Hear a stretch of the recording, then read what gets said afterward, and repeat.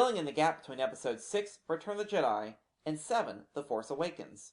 We are here discussing Landry Q. Walker's short story, All Creatures Great and Small, from the collection Tales from a Galaxy Far, Far Away, Aliens. Of all the short stories in Landry Q. Walker's collection, this story is the most peculiar. The story features the character Bobajo, a resident of Jakku who was known to the locals either as the storyteller or Crittermonger, as he carried around creatures with him in cages on his back. Before being seen in Nema Outpost in Episode 7, The Force Awakens, Bobajo resided in the nowhere town of Reski.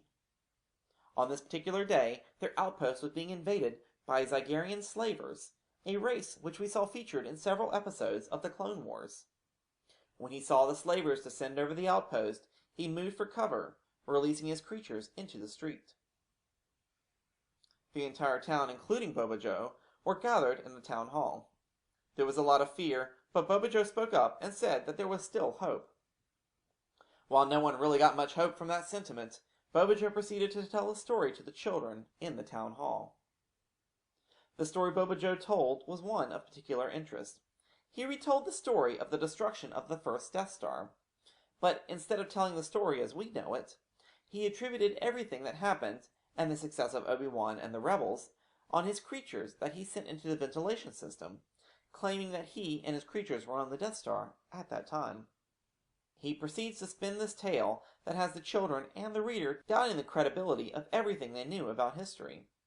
However, as the story concluded, Bobajo went out into the street and, along with the rest of the residents, found the Zygerian slavers defeated. Bobajo collected his creatures and moved on to the next town, leaving the town of Reski not knowing what to believe. We are pretty convinced that this story Bobajo told about the Death Star was pretty much a tall tale. Everything that happened on the Death Star is as we know it from Episode 4, A New Hope. However, there is no real confirmation if Bobajo's creatures were the ones to stop the Zygerian slavers, or if some unidentified force came through and saved the town. Ultimately, this is a story that provides some interesting depth to a character we only saw briefly in the film, and gives us some sense of the life and desolation on the planet Jakku. Thank you for watching. Please subscribe to keep up with all the insight and analysis found here at Star Wars: The Canon Explained. You can also follow us on Twitter or visit us on Facebook.